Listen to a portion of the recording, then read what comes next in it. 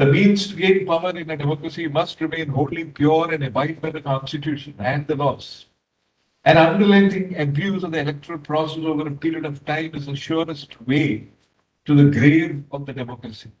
The advice tendered by a committee consisting of the Prime Minister of India, the leader of the opposition in the Lok Sabha, and in case there is no such leader, the leader of the largest party in the opposition in the Lok Sabha, having the largest numerical strength, and the Chief Justice of India.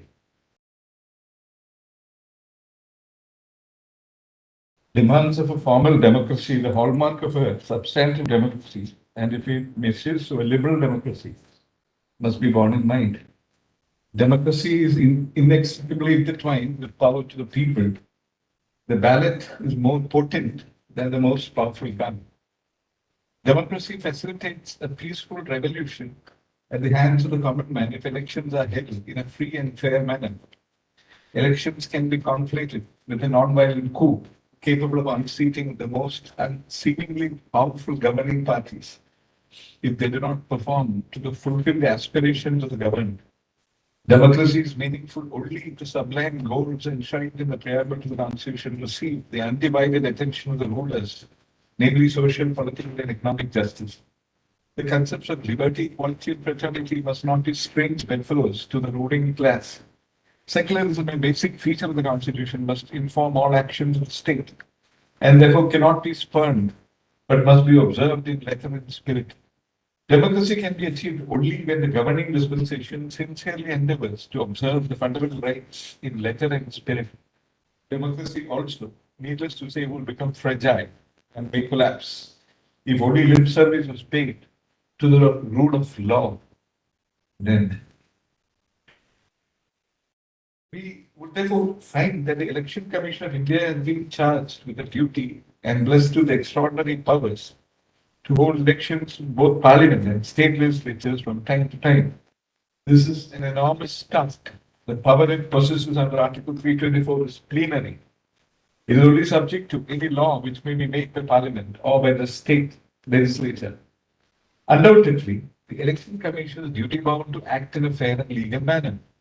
It must observe the provisions of the Constitution and abide by the directions of the court.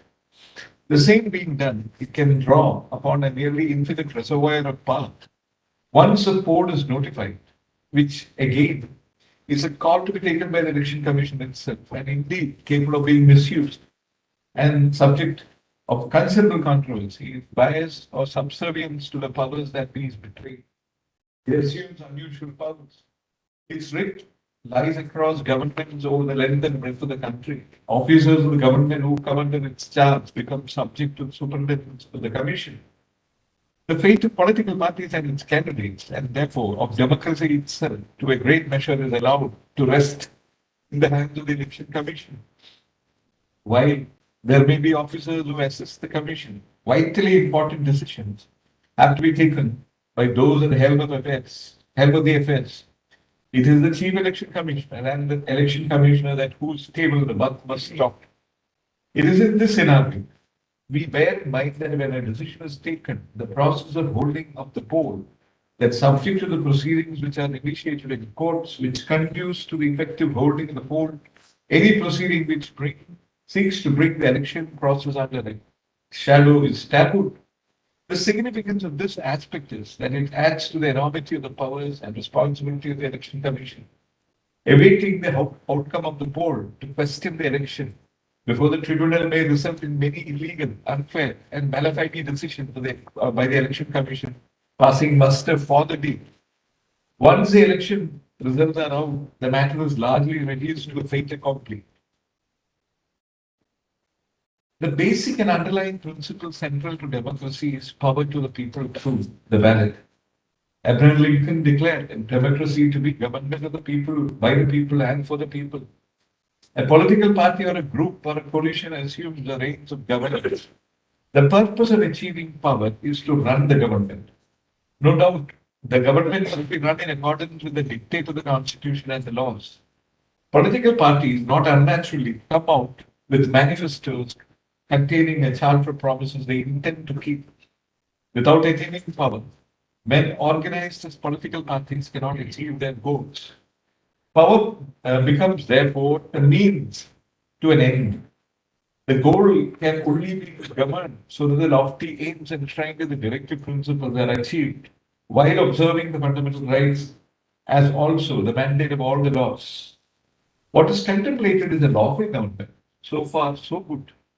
But what, however, is disturbing and forms, as we understand, the substratum of the complaints of the petitioner is the pollution of the stream or the sullying of the electoral process which precedes the gaining of power can hence justify the means.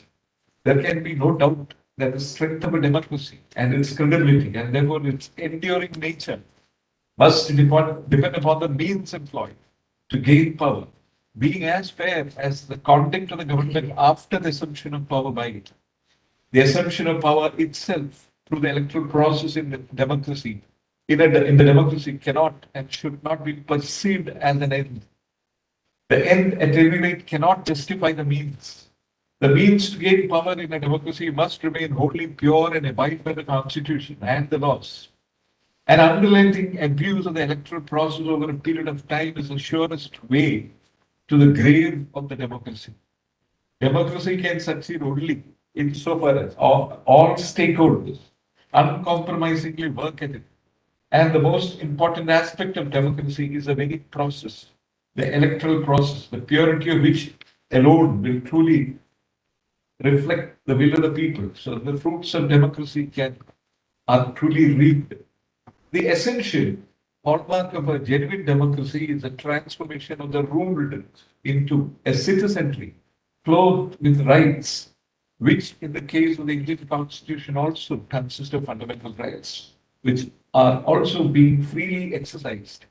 And the contribution and radical change of the ruler from an emperor to a public servant, with the accumulation of wealth and the emergence of near monopolies or duopolies, and the rise of certain sections in the media, the propensity for the electoral process to be afflicted with the vice of wholly unfair means, being overlooked by those who are the guardians of the rights of the citizenry, as declared by this court, would spell disastrous consequences.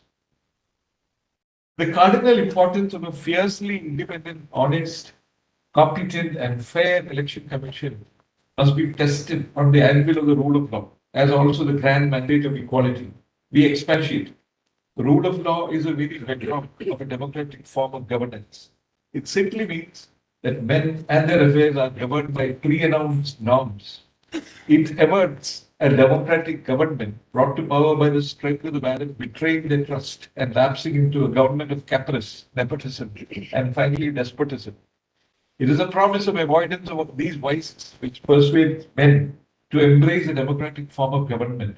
An election commission which does not ensure free and fair poll as per the rules of the game guarantees the breakdown of the foundation of the rule of law. Equally, the sterling qualities which we have described, which must be possessed by an election commission, is indispensable for an unquestionable adherence to the guarantee of equality in Article 14. In the wide spectrum of powers, if the election commission exercises them unfairly or illegally, as much as he refuses to exercise power, when such exercise becomes a duty, it has a telling and chilling effect on the fortunes of the political parties. Inequality in the matter of treatment of political parties who are otherwise similarly circumstanced unquestionably breaches the mandate of Article 14. Political parties must be viewed as organizations representing the hopes and aspirations of its constituents who are citizens. The electorate are ordinarily supporters or adherents of one or the other political parties. We may note that the recognition of nota by this court enabling a voter to express his distrust for all the candidates exposes the disenchantment with the electoral process which hardly augurs well for democracy. Therefore, any action or omission by the election commission holding the poll which treats political parties with an uneven hand and what is more in an unfair or arbitrary manner would be anathema to the mandate of Article 14 and would therefore cause its breach. There is an aspect of the citizen's right to vote being imbued with the fundamental freedom under Article 91A. The right to the citizen to seek and receive information about the candidates and who should be chosen as by him as his representative has been recognized as a fundamental right.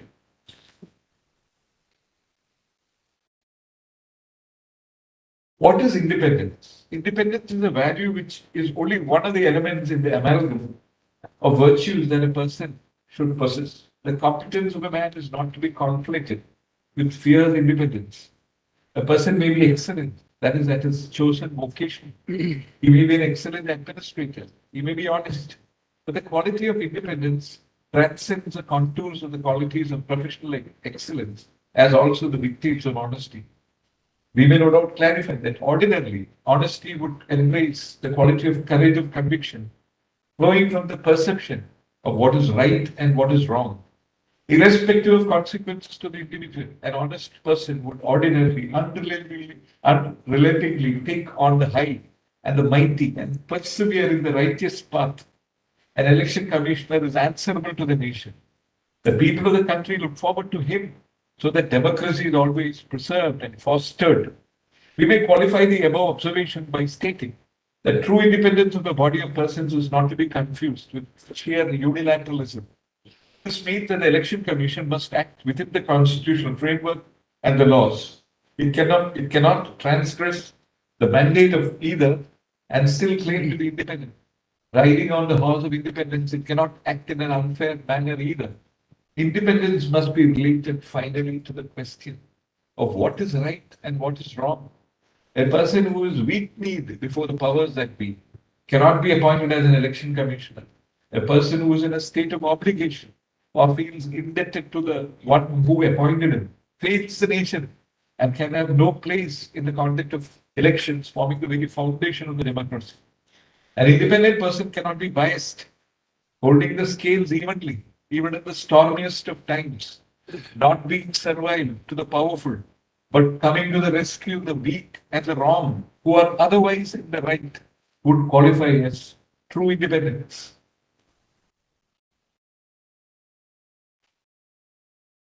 However, it is equally clear that Article 324 has a unique background, as correctly clear, as a unique background. The founding fathers clearly contemplated a law by parliament and did not intend the executive exclusively calling the shots in the matter of appointments to the election commission. 7 decades have passed by. Political dispensation of varying hues, which have held the reins of power, have not unnaturally introduced a law. A law could not be one to perpetuate what is already permitted, namely the appointment at the absolute and sole discretion of the executive. A law, as Gopal Shankar Narayan points out, would have to be necessarily different. The absence of such a law does create a void or vacuum. This is despite the chorus of voices, even cutting across the political divide, urging divesting of the executive power to the appointment from the executive, exclusive power of appointment from the executive. We have noticed that while making a law is ordinarily a power with the legislative branch, and being a power it cannot be coupled by the court, the making of the law may be a constitutional imperative.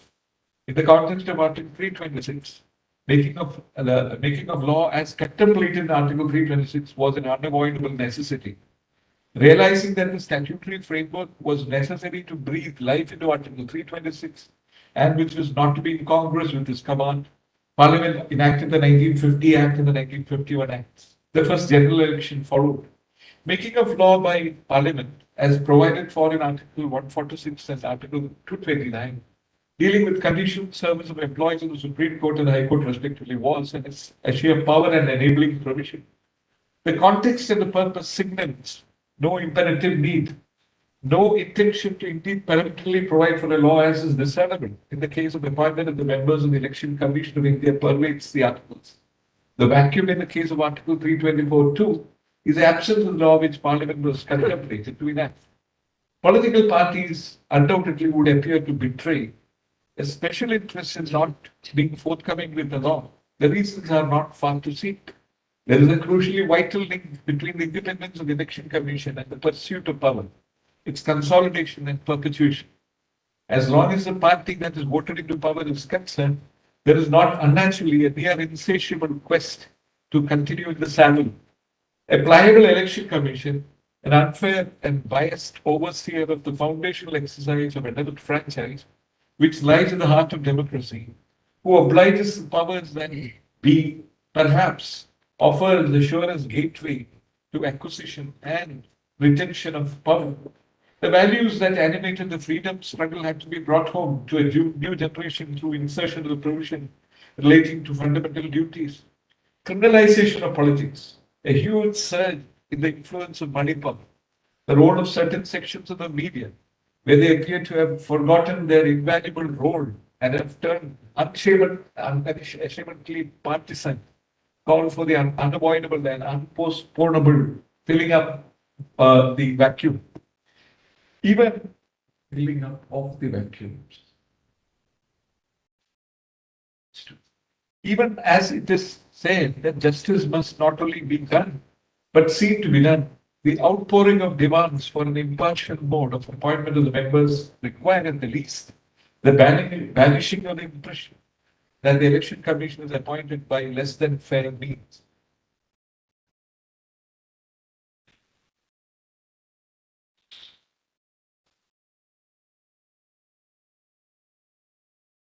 It comes to the final thing. There cannot be any doubt that the Election Commission of India is to perform the arduous and unenviable task of remaining aloof from all forms of subjugation by an interference from the executive. One of the ways in which the executive can bring an otherwise independent body to its knees is by starving it off and cutting off the requisite financial wherewithal and resources required for its efficient and independent functioning. It would not be unnatural if faced with the prospect of it not being supplied with enough funds and facilities. A vulnerable commission may cave in to the pressure from the executive, and thus it would result in an insidious but veritable conquest of an otherwise defined and independent commission. This apart from the fact that cutting off the much needed funds and resources will detract from its efficient functioning.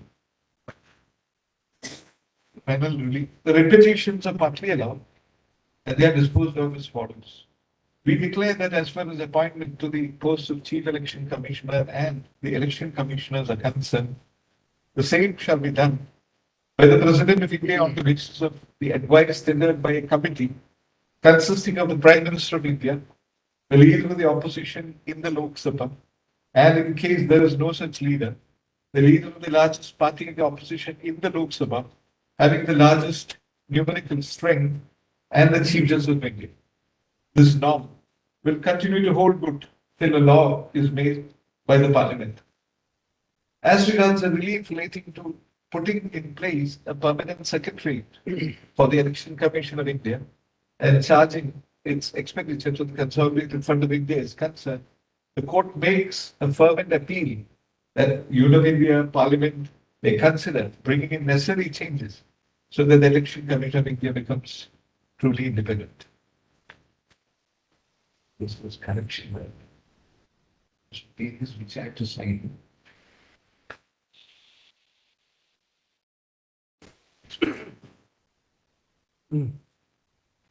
Assume, Lord, that that's the authentic.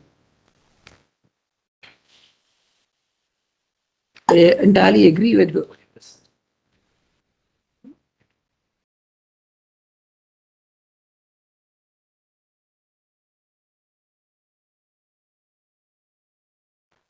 Then on my evidence, then you proceed with your. My brother said that. Yes. I entirely agree with the conclusion which my alluded brother has drawn, based on the remarkable process of reasoning, with my additional conclusions. Agreeing on the appointment of a committee, I had were more suggestions to make, and particularly insulating the election commissioners. In order to allow independence in the functioning of the election commission as a constitutional body, the office of Chief Election Commissioner as well as the election commissioners have to be insulated from the executive interference. And this is envisaged under the proviso to Article 324(5) of the Constitution. There are two procedural safeguards available regarding the removal of the CEC. First, shall not be removed from his office except in like manner and on the like grounds as a judge of the Supreme Court. And second, the conditions of service of the Chief Election Commissioner shall not be varied to his disadvantage after his appointment. However, second proviso to Article 324(5) postulates that the removal of the election commissioners would be made only on the recommendation of the Chief Election Commissioner. The protection available to the Chief Election Commissioner is not available to other election commissioners. Various reports have recommended that the protection against the removal available to the Chief Election Commissioner should be made available to other election commissioners to ensure the independence of the Election Commission. Then I have reproduced certain reports of 2004 followed with 2010. The Office of the Election Commissioner is an independent constitutional body which has been vested with the powers of superintendence, direction and control of the preparation of electoral rolls and the conduct of all parliamentary and state legislative elections, and that of the office of the President and Vice President in terms of Article 324(1) of the Constitution. In terms of Article 324(2), the Office of the Election Commission comprises of Chief Election Commissioners and such other number of other election commissioners, if any, as the President may from time to time fix. And by an order dated 1st of October 1993, the President has fixed the number of election commissioners to 2 until further orders. Since 1993, it is a multi-member commission with equal participation in transacting the business of the Election Commission as provided under Chapter 3 of the Act 1991 to ensure the smooth and effective functioning of the Election Commission. Article 324(5) of the Constitution is intended to ensure the independence of the Election Commission free from all external political interference, and thus expressly provides that the removal of the Chief Election Commission from office shall be in like manner as on the grounds of a judge of the Supreme Court. Nevertheless, similar procedure has not been provided for the election commissioners under second proviso to Article 324(5) of the Constitution. However, the other conditions of service of Chief Election Commissioner and other election commissioners have been protected by the legislature under the Act 1991. In the facts and circumstances, keeping in view the importance of maintaining the neutrality and independence of the Office of Election Commission to hold free and fair election, which is a sine qua non for upholding the democracy as enshrined in our Constitution, it becomes imperative to shield the appointment of election commissioners and to be insulated from the executive interference. It is the need of the hour and advisable, in my view, to extend the protection available to the Chief Election Commissioners under the first proviso to Article 324(5) to other election commissioners as well, until any law is being framed by the Parliament.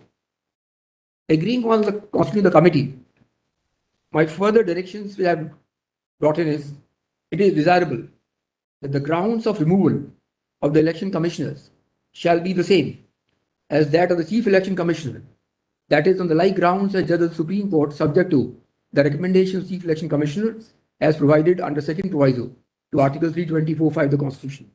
And the conditions of service of the election commissioners shall not be varied to his disadvantage after appointment. So I am in agreement with the view, but in addition to it, this is my additional view on the insulating election commission. IAS will stand the proof. Lord, I just wanted to, I'm very grateful for this salutary and very erudite judgment. But that one IA, which was that the pending vacant post of one of the election commissioners.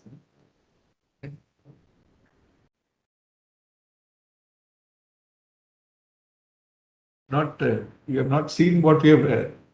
Please read the whole document. Acha, all right. I will. I mean, Your Lordship has not to be dealt with this issue. We have dealt with many other aspects. That is taken We don't care have of. the time to read. Acha, all right, very well. We have, including, we can say now, we have also proceeded to find the constitutional right, but because of the conflict with the 5 judges bench, judicial discipline, kindly go through. I mean, Yeah, very well. find many things. No, we are very grateful, Lord, for such a patient hearing and thereafter such an erudite judgment. Thank you. Grateful, my lord.